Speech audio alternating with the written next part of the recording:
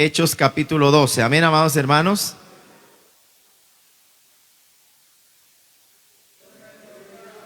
Aleluya, hermanos. Vamos a leer versículos 1 al 5 y leemos la palabra del Señor en el nombre del Padre y del Hijo y del Espíritu Santo.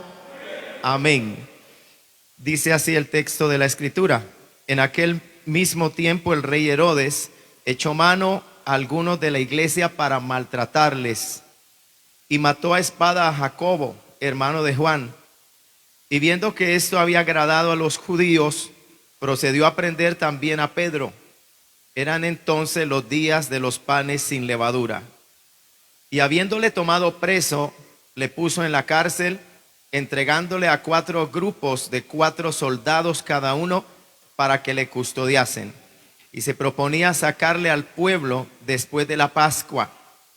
Así que Pedro estaba custodiado en la cárcel, pero la iglesia hacía sin cesar oración a Dios por él. Alabado sea Dios.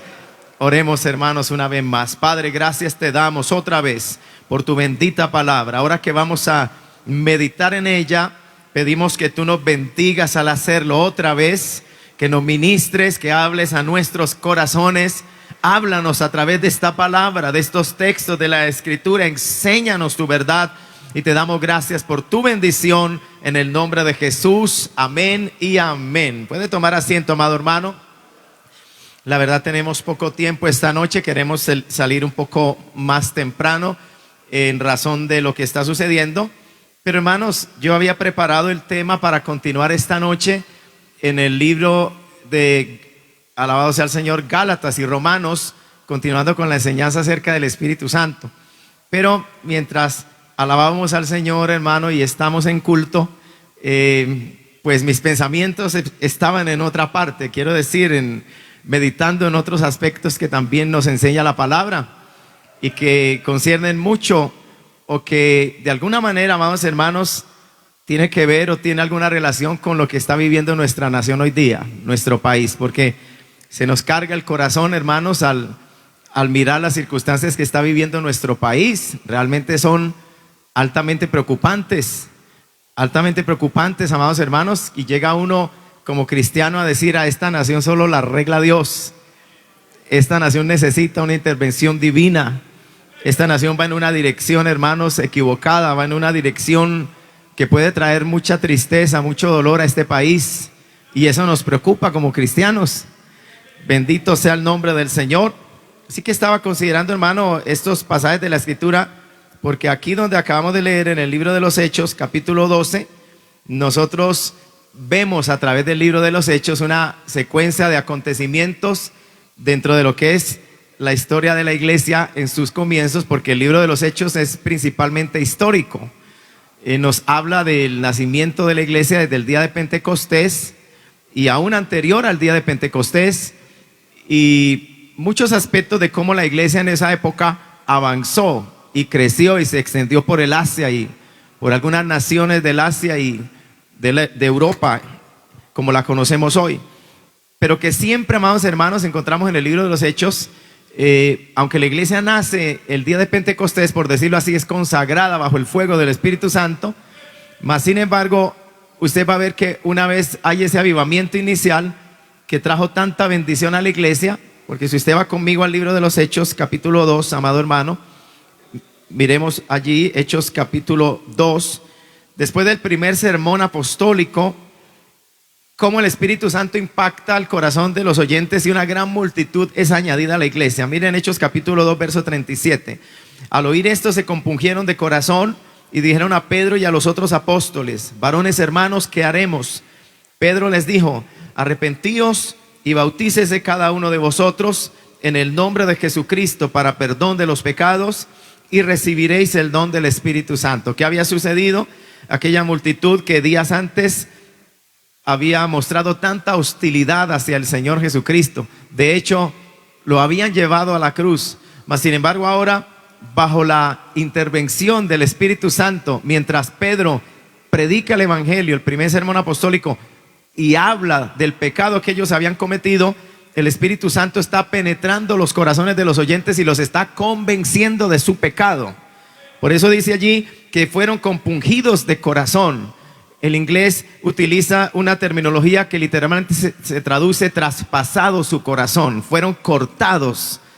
Su corazón fue herido, fue cortado. Cuando llegó este mensaje, alabado sea el Señor, pero se entiende que fue una operación del Espíritu Santo, trayendo convicción de pecado a los oyentes. Días atrás ellos en absoluto no consideraban que lo que estaban haciendo con el Señor era un delito o era un crimen, pero ahora compungidos, habiendo sido, hermanos, tocados por el Espíritu Santo bajo la predicación del Evangelio, esta gente, hermano, está en desesperación, está en angustia, ahora es consciente de su pecado y ahora clama: ¿qué haremos? Alabado sea el Señor, ¿qué haremos?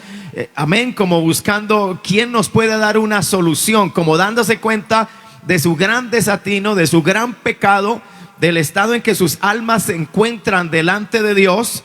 Alabado sea el Señor. Y ahora ellos quieren de alguna manera pedir ayuda.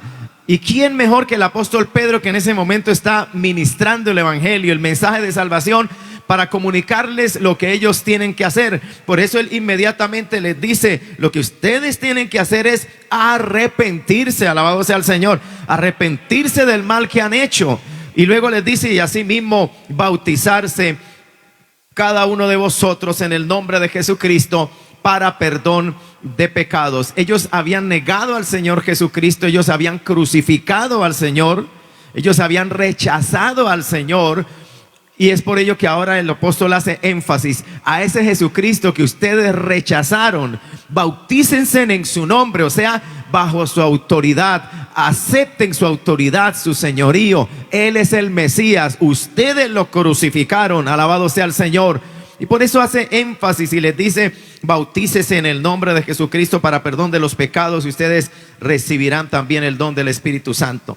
Pero hermanos, el verso 41 dice que los que recibieron su palabra fueron bautizados y se añadieron aquel día como 3,000 personas. La iglesia naciente, amén, posterior al día de Pentecostés, un mensaje, 3,000 convertidos, 3,000 almas salvadas. Alabado sea el Señor. Y la Biblia está dando testimonio de ello.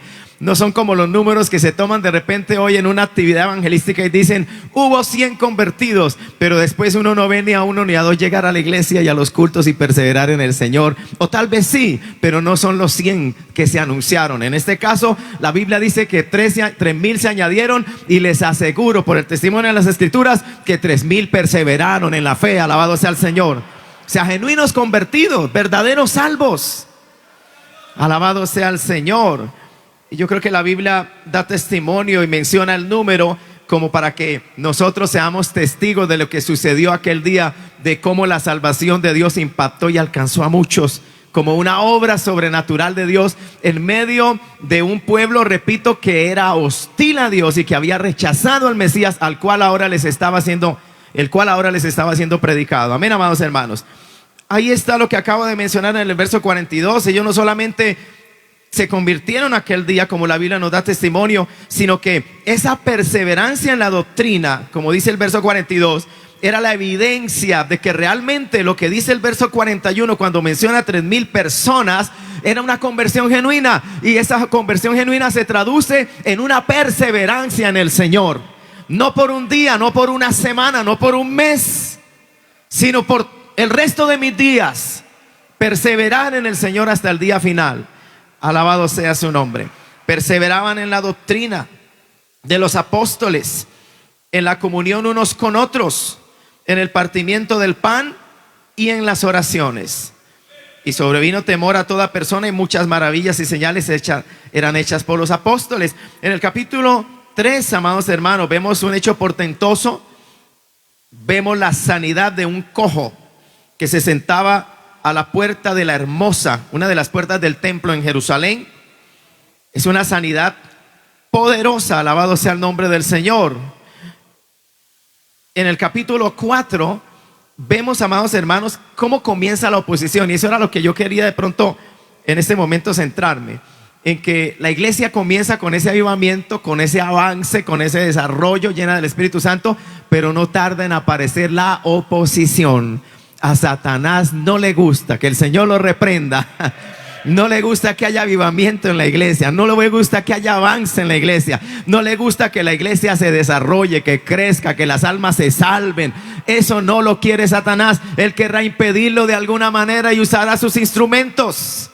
Porque así como nosotros podemos decir que la iglesia es un instrumento de Dios, no se nos olvide que estamos en un mundo donde la mayoría no teme a Dios, donde la mayoría sirve al diablo, donde la mayoría son hijos del diablo, donde la mayoría aman al pecado y aborrecen a Dios.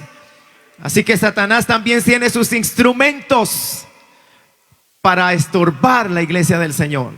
Entonces usted ve, amado hermano, que aquí nada más llegar al capítulo 4 ya comienza a haber oposición, porque el versículo 1 dice: hablando ellos al pueblo, vinieron sobre ellos los sacerdotes con el jefe de la guardia del templo y los saduceos, resentidos de que enseñasen al pueblo y anunciasen en Jesús la resurrección de entre los muertos, y les echaron mano y los pusieron en la cárcel hasta el día siguiente, porque era ya tarde.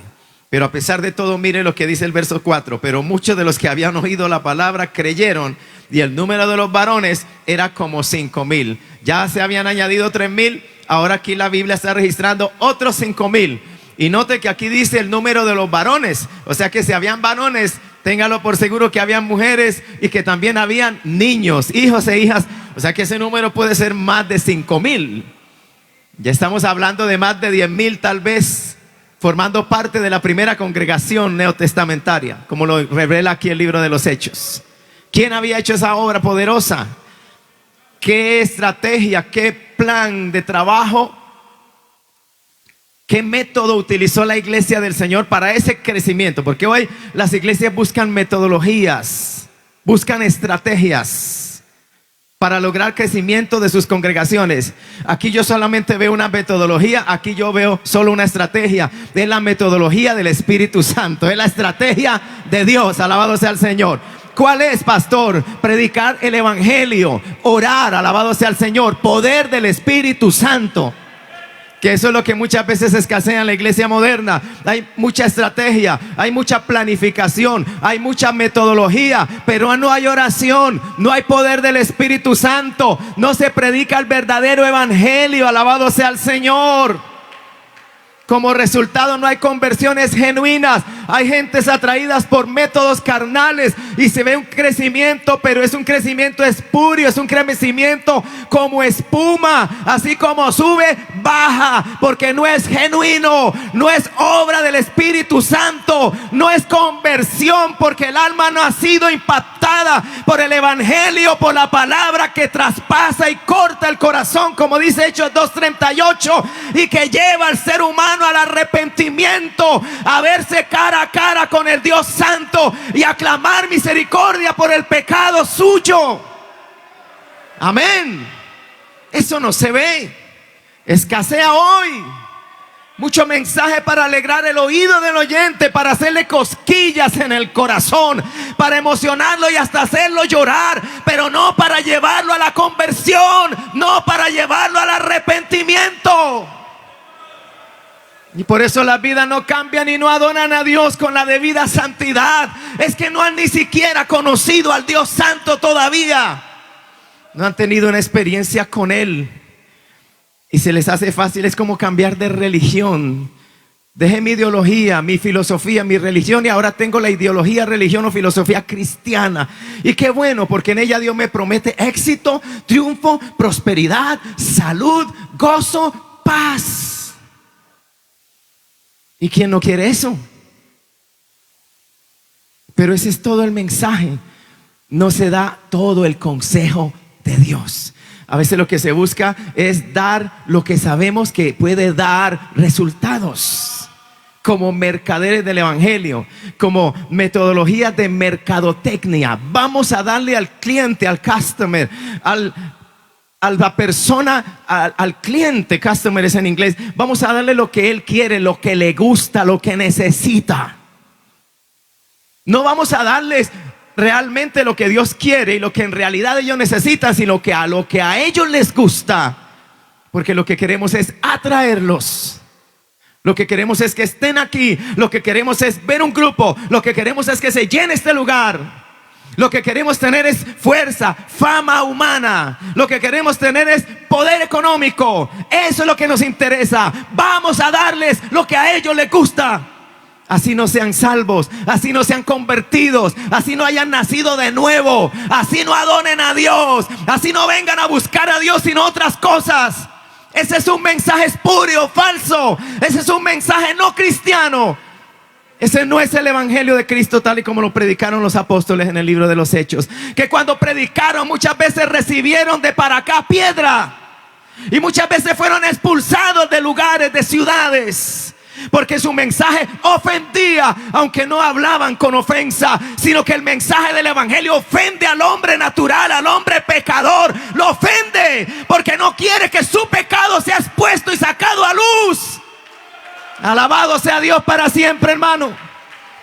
Eso es lo que le falta a nuestro país, quien le declare la verdad. Eso es lo que le falta a nuestros políticos, quienes le declaren no la verdad de los hombres, sino la verdad de Dios. Alabado sea el Señor. ¿Cuánto bendecimos a Cristo? ¿Cuánto ha caído la iglesia, amado hermano? ¿Cuánto se ha callado la voz de Dios en Colombia y en el mundo entero? Porque la iglesia ha dejado de predicar el evangelio de Cristo. Ya han empezado a predicar otras cosas. Hace un tiempo atrás leía la declaración de un pastor en Estados Unidos que decía: los que deberían estar temblando cuando Cristo regrese no son los políticos liberales, dando a entender liberales con esto de un pensamiento liberal, entiéndame. No deberían ser ellos, deberían ser los pastores, por lo que han hecho con la iglesia del Señor. Si me comprenden, amados hermanos, cuántos avaros en un púlpito, cuántos adúlteros en un púlpito, cuántos herejes en un púlpito, cuántos mercaderes en un púlpito, cuántos están interesados en llenar sus bolsillos, en tener cuentas bancarias, en tener propiedades, negocios, alabado sea el Señor, pero no interesados en el bien espiritual de las almas que los escuchan cuando se reúnen según ellos para rendir culto a Dios. Alabado sea el Señor. Cuántos malos testimonios de llamados líderes de iglesia, de llamados pastores, que sus pésimos testimonios han hecho descarriar a muchos, han minado la fe de muchos, han hecho que el mundo blasfeme el mensaje de Cristo. Alabado sea el Señor, porque ellos, llamándose mensajeros de Dios, llamándose predicadores del evangelio, ministros de Jesucristo, han desagradado a Dios y han hecho obras impías, y en vez de ser luz han sido tinieblas. Alabado sea el Señor.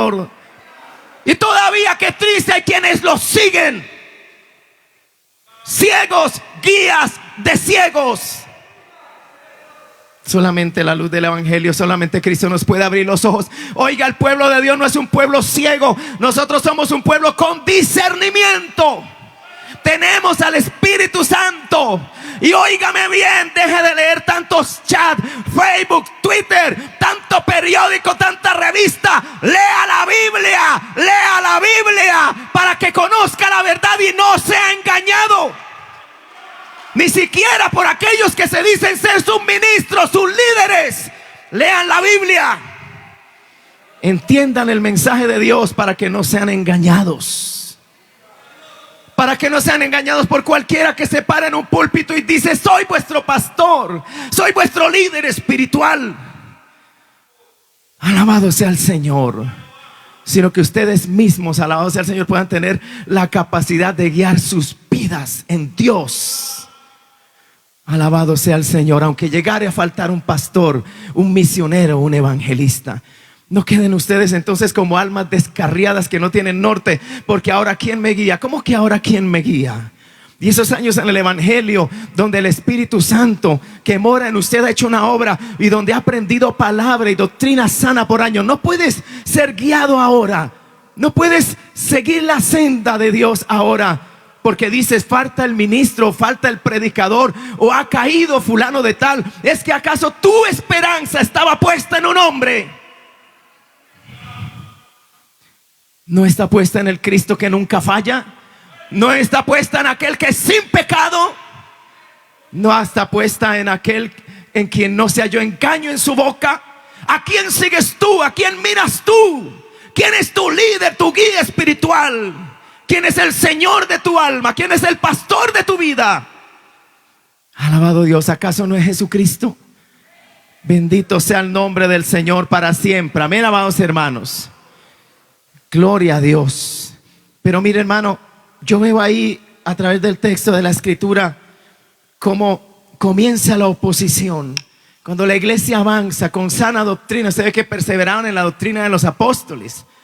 Nosotros hoy día estamos perseverando en la doctrina de los apóstoles. Se refiere en particular a esta doctrina que está revelada en las páginas del Nuevo Testamento, aunque toda la Escritura es revelación inspirada de Dios. Y nosotros no solamente creemos en el Nuevo Testamento y estudiamos el Nuevo Testamento, creemos en todo el texto sagrado, desde Génesis hasta Apocalipsis. Y alguien dijo: de pronto esta Biblia no tendría razón de ser, o el contenido de este mensaje quedaría muy falto de claridad si faltara Génesis, donde nos muestra claramente que fue Dios el que hizo todas las cosas y que nosotros fuimos formados por la mano de Dios, que no venimos por la evolución, que no venimos así por casualidad o por, ¿cómo poderlo expresar? Por chance, dicen en inglés. No, por accidente. ¿Qué tal faltar el libro de Génesis? ¿Cuántas cosas no podríamos entender en el texto sagrado? No, toda la Escritura es inspirada por Dios, toda, y toda es útil para enseñar, para corregir, para redarguir, para instruir en justicia. Amén, amados hermanos. Léala toda de Génesis a Apocalipsis. Gloria al nombre del Señor. Pero, amados hermanos, repito, la oposición contra el pueblo de Dios, cuando persevera en la doctrina, persevera en la fe, persevera en la oración, ya que hay hostilidad, ya que hay unos resentidos contra los apóstoles, los echan en la cárcel. Alabado sea el Señor. Dice el verso 5 del capítulo 4: aconteció al día siguiente que se reunieron en Jerusalén los gobernantes, los ancianos y los escribas, y el sumo sacerdote Anás y Caifás y Juan y Alejandro y todos los que eran de la familia de los sumos sacerdotes, la élite sacerdotal de Israel. Verso 7: y poniéndoles en medio les preguntaron: ¿con qué potestad o en qué nombre habéis hecho vosotros esto? ¿Y qué era lo que habían hecho? Habían levantado a un cojo de muchos años, más de 40 años cojo. Ningún sacerdote nunca había podido hacer algo semejante.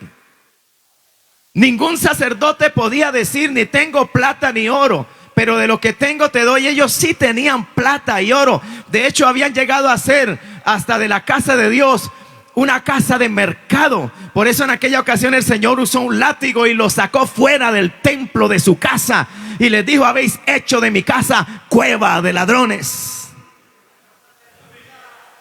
Usureros, comerciantes, usando los mismos atrios del templo. Hasta en eso se nota su avaricia.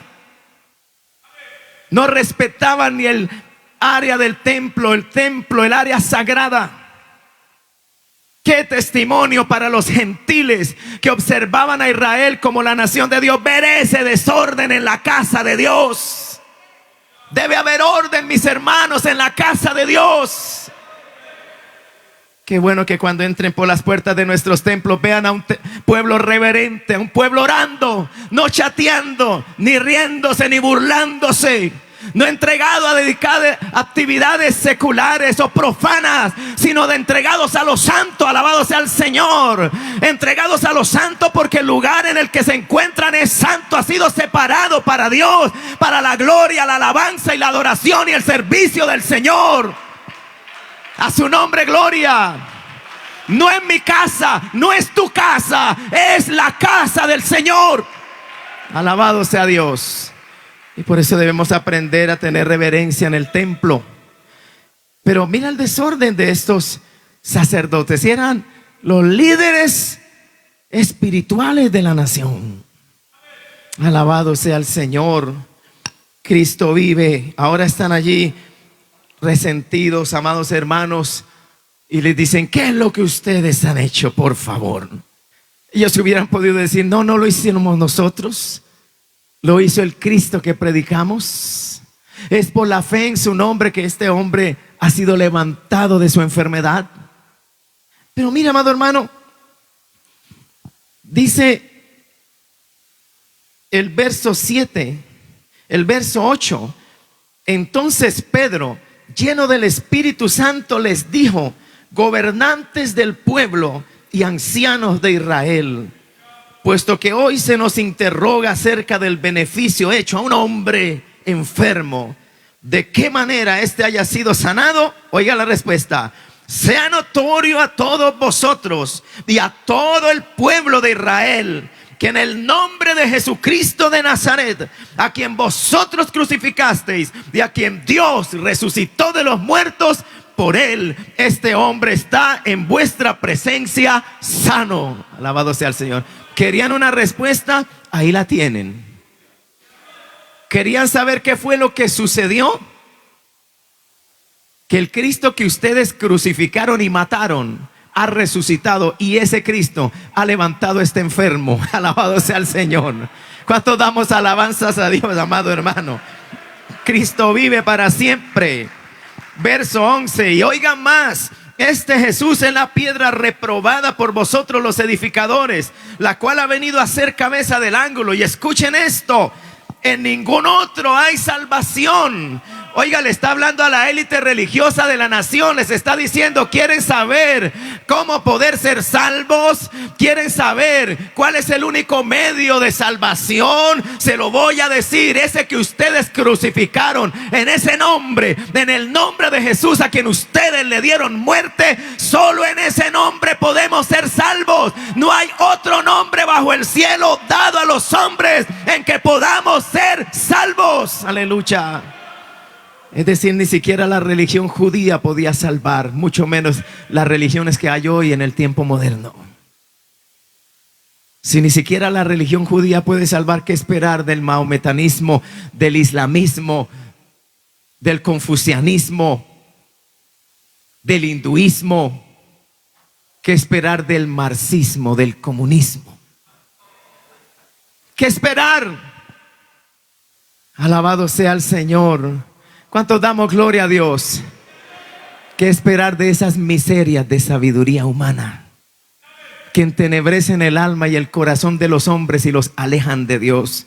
Que les presentan ídolos falsos, que los convierten en adoradores ciegos del paganismo, de dioses falsos, de dioses que no son Dios, el Dios verdadero, que corrompen sus costumbres, que los llevan a la baja moral, que corrompen sus pensamientos, que entenebrecen su entendimiento y lo llegan hasta negar a Dios, lo llegan a desafiar a Dios con un ídolo delante del cual se postran, haciendo actividades profanas delante del Dios de los cielos. Por eso dice el libro de los Romanos: Dios entrega al ser humano a la perversidad de su corazón, al entenebrecimiento de su corazón, hasta llegar a hacer cosas que no convienen, como pecados contra la naturaleza, entregándose hombres con hombres en sus lascivias y concupiscencias bajas y oscuras.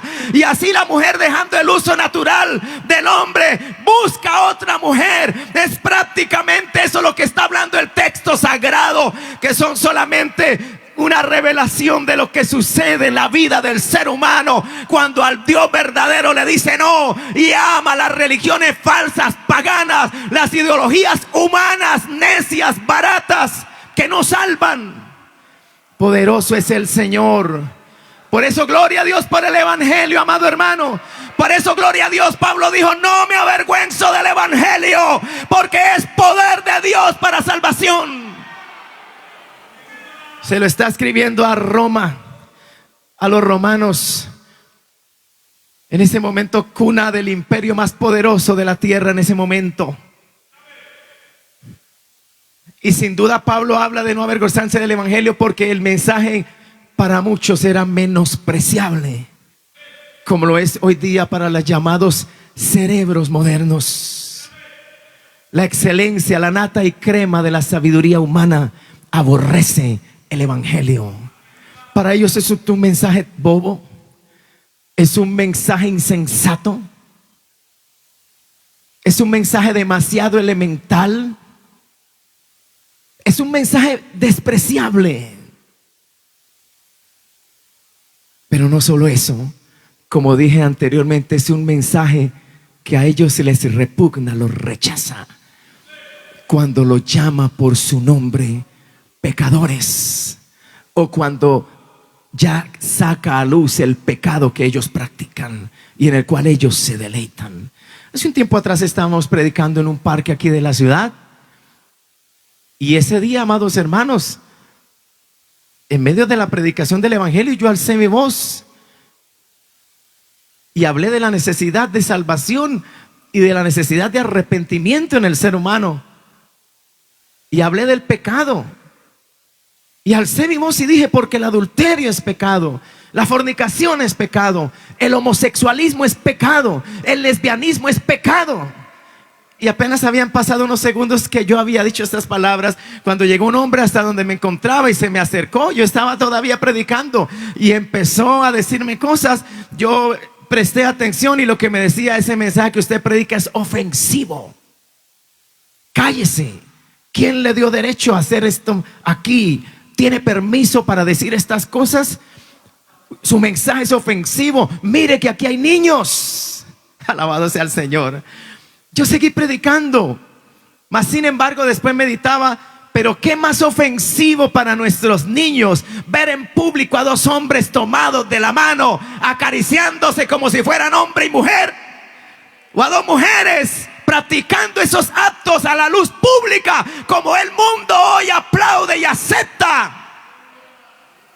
Alabado sea el Señor. Eso sí es ofensivo para la moral. Eso sí es ofensivo para la mente inocente de un niño, de una niña. Eso sí corrompe, eso sí hace daño.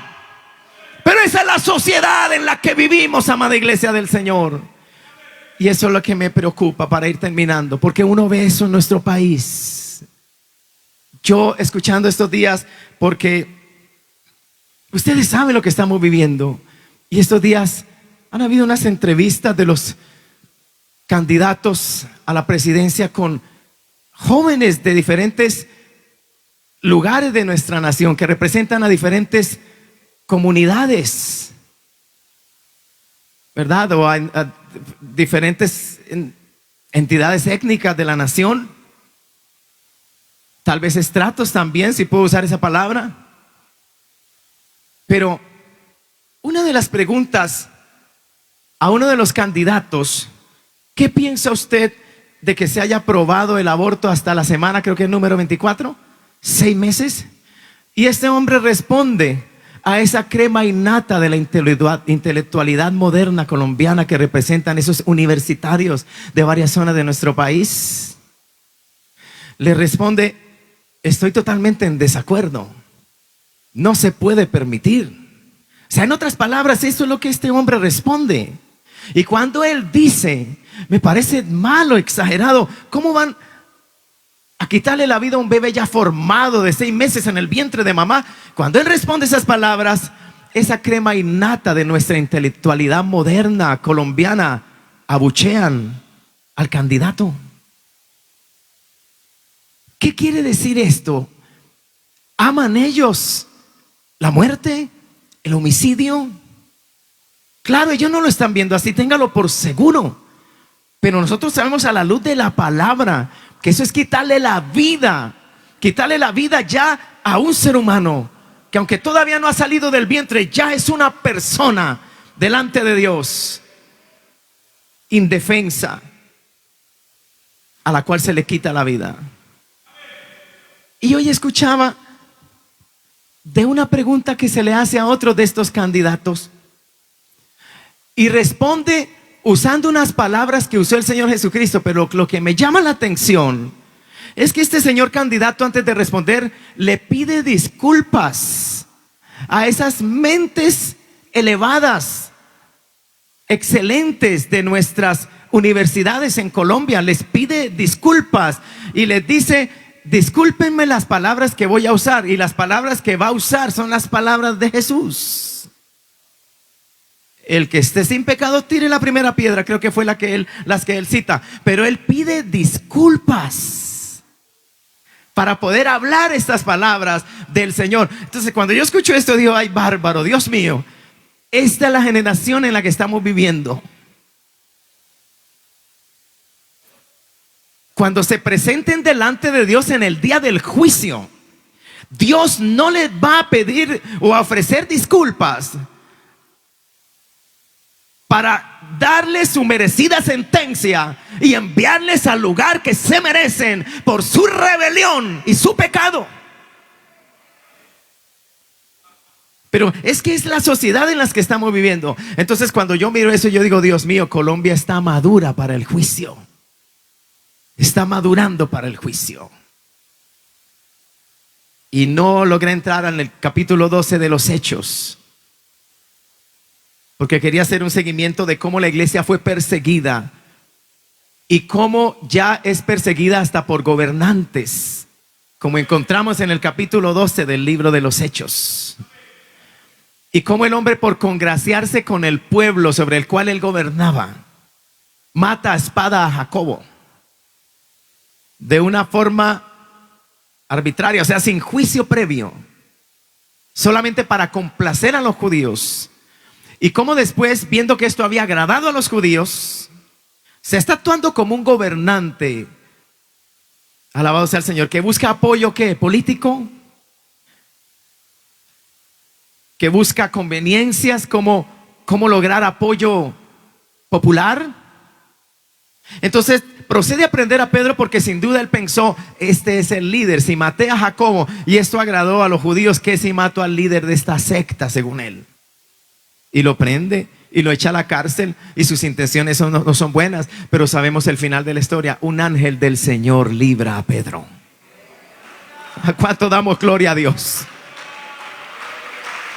A su nombre gloria, hermano. Pero para concluir, porque el tiempo no nos da, hoy nos vamos temprano. ¿Cómo termina aquel líder de gobierno que se había levantado contra la iglesia del Señor?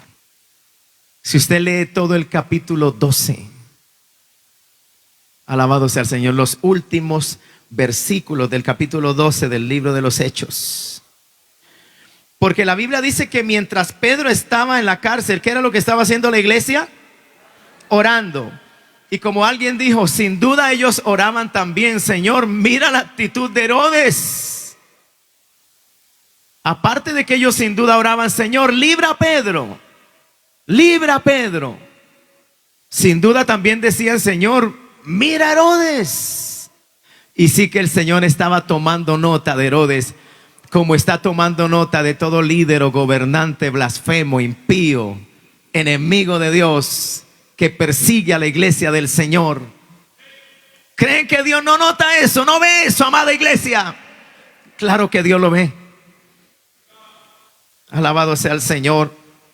Pero terminando el capítulo 12, dice el verso 20, y Herodes estaba enojado contra los de Tiro y de Sidón, pero ellos vinieron de acuerdo ante él, y sobornado Blasto, amados, usando lo que muy bien sabemos se utiliza en muchos medios de gobierno, no solo en Colombia, sino en el mundo entero. Sobornado Blasto, que era camarero mayor del rey, pedían paz, porque su territorio era abastecido por el del rey. Y un día señalado, mire cómo buscan el favor del rey, y buscando el favor del rey, amados hermanos, hay tanta adulación. Hay tanta adulación al hombre, hay tanta exaltación al hombre, porque dice que un día señalado Herodes, vestido de ropas reales, se sentó en el tribunal y les arengó. O sea, se dirigió a ese pueblo. Está hablando en particular de los de Tiro y de Sidón. Y los de Tiro y de Sidón querían el favor del rey. Este rey había estado enojado con ellos, y su tierra era la que los abastecía de alimentos. No era bueno el enojo de Herodes para esta región. Así que ellos, si le habían preparado una bienvenida, este hombre los arenga, y dice el verso 22, y el pueblo aclamaba gritando, voz de Dios y no de hombre. ¿Qué es lo que da a entender el texto sagrado? La adulación era tan exagerada, la exaltación al hombre rayaba en la idolatría. Porque lo que ellos están diciendo cuando Herodes habla, el mensaje que le están enviando a Herodes es, tu voz es como si estuviera hablando Dios.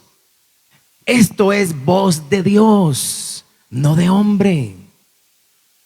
¿Y qué hizo Herodes? Hizo Herodes como los santos apóstoles que dijeron: no, ¿por qué te postras? Levántate, si yo mismo soy hombre, adora a Dios. No, Herodes no hizo eso. Herodes recibió la gloria, le robó la gloria a Dios, porque ellos dijeron: voz de Dios, no de hombre.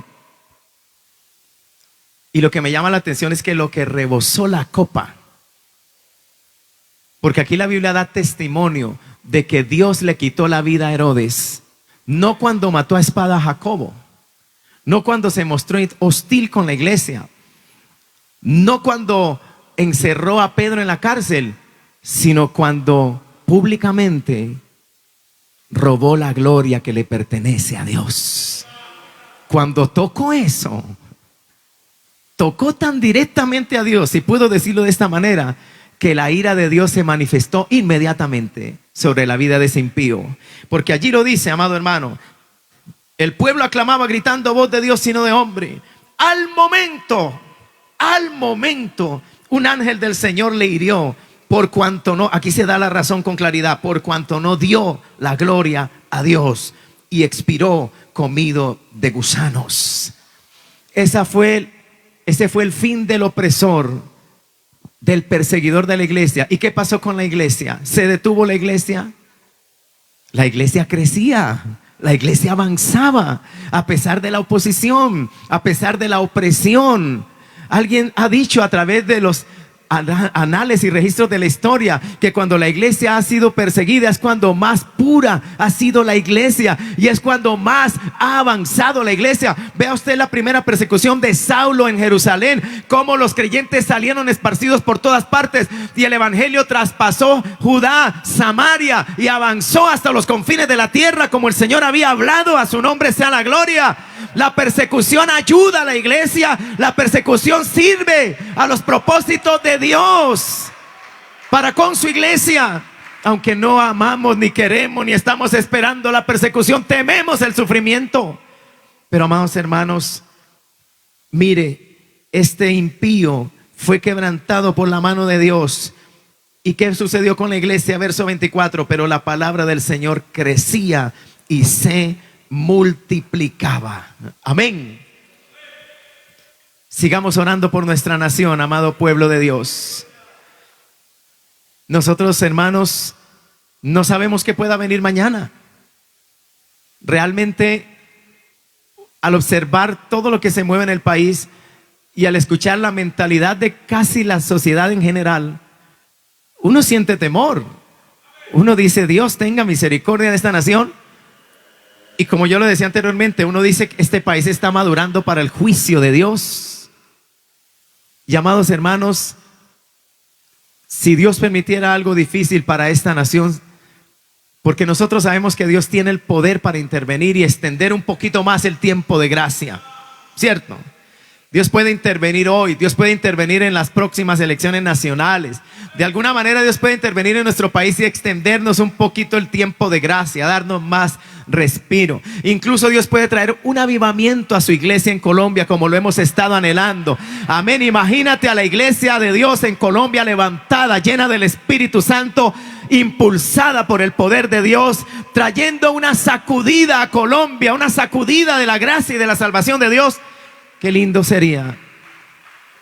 Dios es poderoso para hacerlo, pero ¿y si no? ¿Y si Dios permite que la nación sufra con un propósito suyo? Podemos esperar cosas muy dolorosas para nuestro país. Podemos esperar sufrimiento y angustia para la iglesia del Señor. Lágrimas. Quizás persecución. Una hostilidad creciente hacia el pueblo de Dios. Porque si estas personas, con sus aspiraciones políticas tan contrarias a Dios, a su palabra y a la iglesia, llegaran a gobernar en nuestro país, ¿cómo puede Satanás llegar a utilizarlas y Dios permitir que así sea para provocar algo en esta nación? No solamente para mal, porque entendemos que los propósitos de Dios, hermanos, como quiera que sea, en cuanto a nosotros, el pueblo de Dios, son para bien. todas las cosas ayudan para bien a los que aman al Señor. Aunque nos parezcan malas, aunque haya sufrimiento y dolor. Si Dios quiere de alguna manera sacudir también la iglesia, o depurar la iglesia, purificar la iglesia, despertar la iglesia, sacudir la iglesia, avivar la iglesia, no lo sabemos. Pero hermanos, mientras los días futuros llegan, la iglesia debe estar orando y humillada delante de Dios. Debemos llevar esa carga continuamente. Debemos pedir a Dios misericordia. Debemos seguir pidiendo salvación para nuestro país. Y Dios está oyendo las voces del profano, del impío, del hombre o de la mujer, que ahora públicamente a través de los medios de comunicación o de las redes sociales se burlan de Dios, blasfeman las cosas de Dios, promueven la rebelión contra Dios, yendo en contra de los sagrados principios que Dios ha establecido en su palabra, en cuanto al matrimonio, por ejemplo, en cuanto a lo sagrado de la vida, en relación con el aborto y otras cosas más. Amén, amados hermanos. Yo una cosa le digo para finalizar: sí, lo que ellos hablan no solamente está siendo escuchado por el pueblo colombiano y por la iglesia de Dios, que se angustia, y esa angustia es buena, nos lleva a orar y a decir: Dios, haz algo, sino que también está siendo oído, escuchado por Dios desde los cielos. Ha llegado a oído del Dios nuestro, que está sentado en el trono de autoridad del universo. Dios oye todo y Dios ve todo. Amados hermanos, refugiémonos en Dios, busquemos al Señor. Oremos ahora por nuestra nación, pero pasare lo que pasare mañana, hermano, la iglesia debe seguir refugiada en Dios y orando. Él es nuestra fuerza, Él es nuestra esperanza, Él es nuestro refugio como pueblo de Dios. Usted lo puede ver a través de las Escrituras. Dios siempre peleará por su pueblo. Las puertas del infierno no prevalecerán contra la iglesia del Señor. Ni siquiera los césares romanos, con todo su poder, pudieron destruir y erradicar la iglesia de la faz de la tierra. Hubo un tiempo de la cortina soviética, la Rusia comunista, que quiso extirpar el evangelio. No pudieron. En China han querido hacerlo, no han podido. En Corea del Norte han querido hacerlo. Hay cristianos en Corea del Norte en medio de los más grandes sufrimientos, y en otras naciones del planeta donde el evangelio ha sido perseguido. Entre los musulmanes, Dios tiene cristianos morando en naciones árabes, en naciones que adoran esta clase de religión o de fe, el Islam. Dios tiene su pueblo, amada iglesia, y Dios sabe cuidar de los suyos. Vamos a estar de pie, hermano. Levántese y dele gloria a Dios esta noche antes de irnos a casa. Padre, gracias te damos, eterno Redentor, porque en esta noche nos permites congregarnos en la casa de Dios. Ore, amado hermano, ore conmigo una vez más y dígale: Señor, ten misericordia de nuestra nación, de nuestro país. Padre, ayúdanos a darte la gloria en esta noche. Colombia te necesita más que nunca, nuestra nación, nuestras generaciones jóvenes. Los jóvenes de esta nueva generación, de esta generación presente, cuánta necesidad de Dios hay en ellos. Cuánta necesidad de Dios hay en las universidades colombianas, en los colegios. Más que eso, en los hogares, en las familias colombianas. Cuánto se ha perdido la fe, cuánto ha caído la moral, cuánto se ha alejado Colombia de Dios para abrazar hoy doctrinas paganas, ideologías perversas, para negar la existencia de Dios, para proclamar públicamente el odio hacia Dios. Qué tristeza la caída de nuestra nación, la caída de la moral de nuestra sociedad. Pero nosotros como iglesia, Padre Santo, no dejamos de orar por la nación, no dejamos de orar por la paz de Colombia, no dejamos de suplicar por tu misericordia, por un avivamiento, por una visitación de Dios a Colombia, a tu iglesia. Levántanos en esta hora difícil de la nación. Disipa las tinieblas que se ciernen sobre Colombia. Avergüenza al profano, al impío. Avergüenza al malo que públicamente blasfema tu nombre, que públicamente se burla de Dios y de su palabra. Avergüenza al que hace lo malo. avergüenza al profano, líbranos de hombres corruptos y perversos que quieran gobernar nuestra nación y que traerían mucho caos, mucho dolor, mucha persecución a tu iglesia y mucho dolor a esta nación. Guarda Colombia, líbranos de los poderes de las tinieblas, de las obras de hechicería y de brujería. Quebrántalas, oh Jehová, con tu gran poder. Avergüenza a los demonios que se han levantado para destruir esta nación. Repréndelos en esta noche. Apártalos de esta nación, que caigan, sean confundidas las obras de las tinieblas. Dios mío, desbarata todo conjuro satánico, quebrántalo con tu gran poder, que tu luz santa resplandezca en Colombia, disipa la oscuridad y las tinieblas, levanta tu iglesia fiel, avívanos con el poder de tu Espíritu Santo, ayúdanos a dar testimonio de Cristo a esta nación, vuelve a Colombia a ti, trae arrepentimiento nacional, que Colombia sea sacudida por tu gran poder, Jehová de los ejércitos, conmueve a Colombia, conmueve nuestra patria, vuélvela a ti en esta hora, reprende los demonios, las tinieblas, avergüenza las obras de los impíos que se oponen a la iglesia del Señor, a tu obra, a tu salvación en este país. Ayúdanos como iglesia, Padre Santo, llévanos adelante en el nombre de Jesús, aleluya.